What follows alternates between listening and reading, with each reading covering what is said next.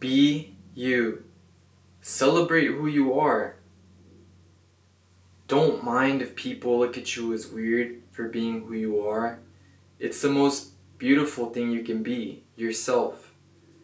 And the paradox actually is that when people see that you're genuinely being yourself, you're not trying to be someone or something or become a certain identity, they feel that. At least the people who are awakened, they sense that and they love it. The person who's tuned, they'll see that in you.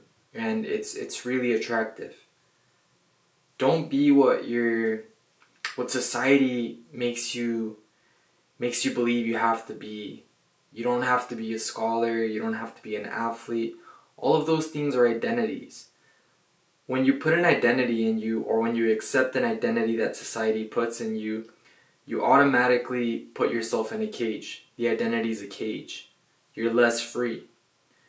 But if you become like water, like Bruce Lee says, if you become formless, then you could become anything. When you become nothing, that means when you let go of all your identities, with all the things you believe you are, you become everything. Now, you much rather become everything, I'm sure. When you're everything, you're not limited. When you have an identity, sometimes you become limited. You say, I'm a scholar. You're putting an identity, you see? You're a scholar, so you might not be the best athlete, you know? Or you say, oh, well, I can't work in this area because I'm a scholar, so I need to teach, you know? But you could cook, you could do everything. When you don't put identities in you, you could do everything. You're accessible to everyone and to every experience, you know?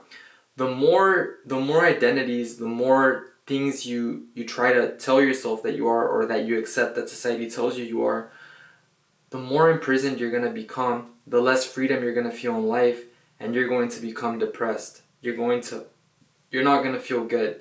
And that's what's going on in our society now. And now these children coming now, they're in tune, they're awakened, you know, so they don't like it when they don't like the school structure. They don't like the societal structure, because the societal structure is constantly telling them who they are. Just let a person be who they are. Whether they do a certain sound, or they jump a certain way, or dance a certain way, let them be who they are. They're a unique expression, you know? And that's what makes them beautiful. The world would be very boring if everyone was the same person. If everyone was just like you, then it'd be pretty boring. And imagine if you're not a good cook either, you wouldn't be able to eat tasty foods. So diversity is what makes the world beautiful, what makes it fun. Respecting differences. Knowing that we came here to experience difference, and to gain clarity through the differences we see, and through have desires through it, you know? But we respect all the people, you know? You don't say, oh, this is bad. You simply see something, and if it's not for you, say if you don't like playing soccer, then it's just not for you, and you move on to another experience, but you're not there judging it, you know? You're not there hung up saying, no, you gotta be like me. You can't like this sport, I don't like it. That's why wars happen. Because people try to push these ideals upon other people. And that's why you gotta watch what you consume. Social media right now, it puts a lot of identities in people. By all that you're consuming, you're seeing certain physiques, maybe certain lifestyles, and the ego, the mind may start getting attached to those things and saying, wait, well, you're not like that, you gotta become like that.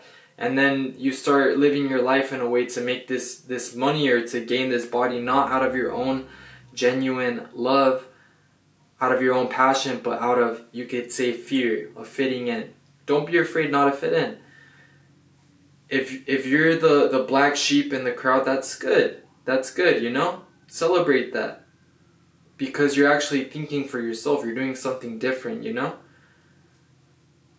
Things unite us as humans. But it's good breaking out of that societal structure. When you're truly awakening, when you're truly thinking for yourself, doing things for yourself, following your passions, whatever that be, it's good. You're gonna feel good. You're gonna feel free. You're gonna feel happiness. You're gonna feel that joy.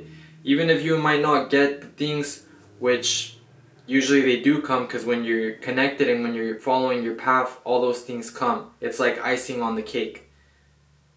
But even if those things aren't coming, you're gonna feel peace at the bare most, and you're gonna feel happiness.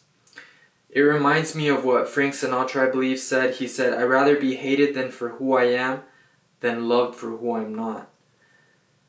Now, obviously, you'd love to be loved, and the paradox, like I said, is that you're going to be loved if you're yourself, at least from the people who are conscious, who are themselves free thinkers, you could say. But there is truth in that quote. You always know behind your head if you're trying to fit a certain personality or trying to make yourself be who you're not. You know behind you're not lying to yourself. You always know that you're acting. You're performing. That this isn't who you truly are. And people could even pick up on it too. But when things come out of your freedom, your free will, from the essence of who you are, from your passion, people pick up on that. You could see someone making food, and when they're fully immersed in it, it's beautiful. When someone's playing soccer, they're fully immersed in it, it's beautiful. When someone is speaking and they're fully immersed in it, it's beautiful too. When someone's dancing, they're fully immersed in it, whether they're just going like this or like that, it's okay. Like, it's beautiful, it's fun, That's why it's so beautiful seeing or experiencing with children, hanging around children, because they're not afraid to be who they are. And it's beautiful. They're so creative because of that. They're just dancing, singing, just moving around freely. Doesn't matter. Be yourself. If people look at you weird, that's okay. And don't judge them for looking at you weird either. Just know that it's an illusion. It's an illusion, and it's fear at the end of the day. Fear and even a hint of resentment that you could be that free, that you're free, and that they have to conform to a certain identity. They have to be maybe serious, the ego gets in the way like that.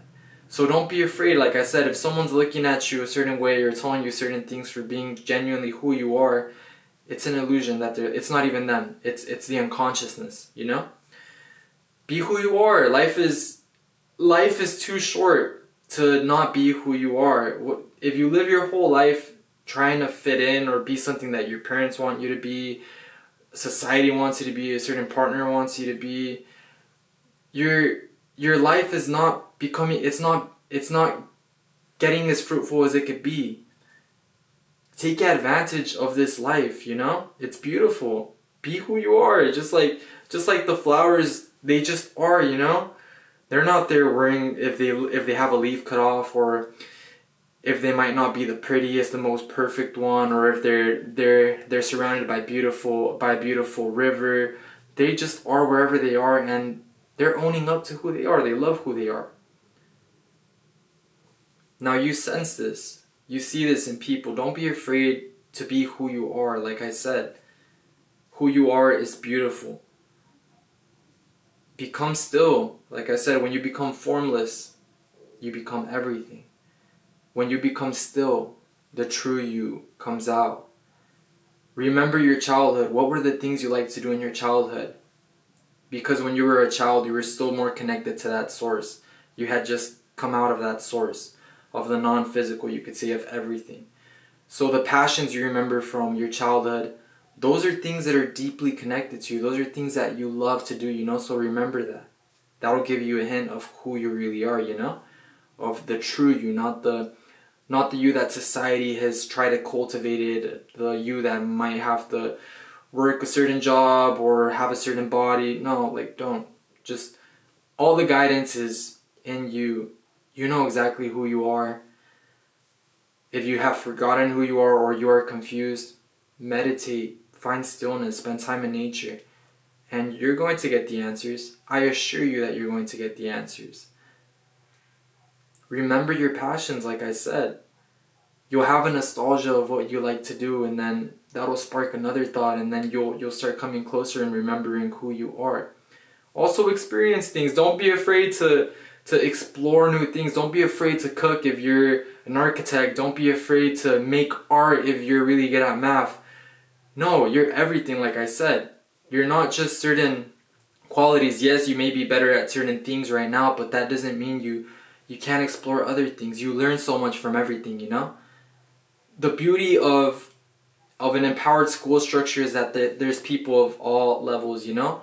And when there's respect, you learn from all levels. The teacher learns as much as the student learns as much as the teacher. There wouldn't be a teacher without the student, there wouldn't be a student without the teacher.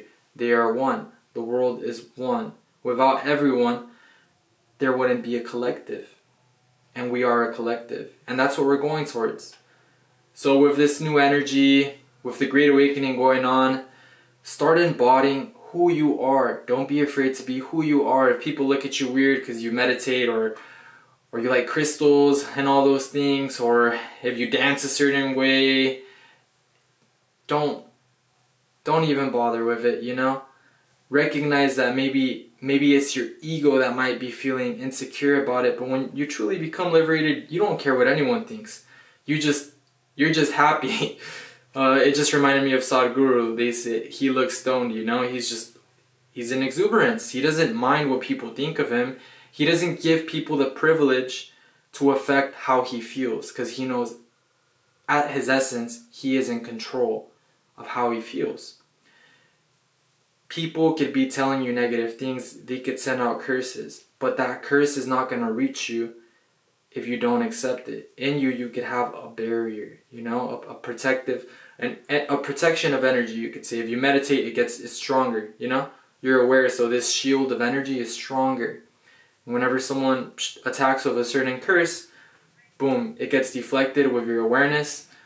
And even with just not paying attention to it, it gets deflected and it doesn't even enter you. If something doesn't enter you, if food doesn't enter you, it can't harm you, you know? It can't do anything to you.